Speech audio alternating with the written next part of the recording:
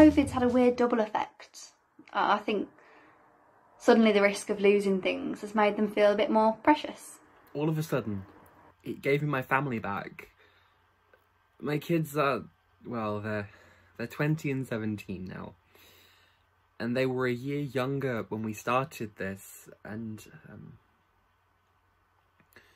I know that I would never ever get the opportunity to spend time with the family like this again, and to have them in the house all of the time. I think the time out, even though it's been hard, it's taught me a lot about myself. It's brought me closer to some people, which I'm quite pleased with. Like how much closer I am with my granny now, my grandmother, which is really sweet. And my mum, we're very close. New Year this year was going to be very different because it was going to be me and my dad sat at home watching TV, which for me didn't sound like an amazing New Year. We just rediscovered our family and we had a laugh. We were doing a quiz online for the first few weeks of lockdown of an evening, and that was so valuable to me as a parent of teenagers, that you would spend time with the family and they would want to spend time with you.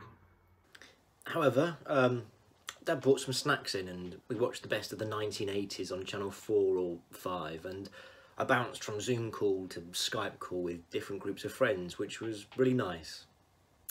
So yeah, things like that, really realising that time is quite precious, really. Their options were limited, I must admit. Life's short, isn't it?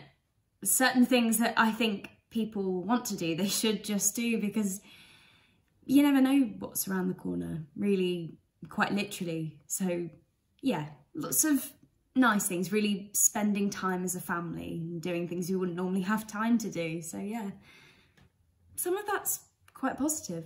So yeah, I think it's developed some relationships, but it's also given me a chance to get rid of relationships that I didn't value so much, sort of evaluate relationships that weren't as nice. Yeah. My sister and her partner, who were down in Bristol, joined us on Skype at about 10 to midnight, and we watched the fireworks on TV with them watching the fireworks on TV there. One really positive thing is that I've learned to appreciate what I have more than ever before.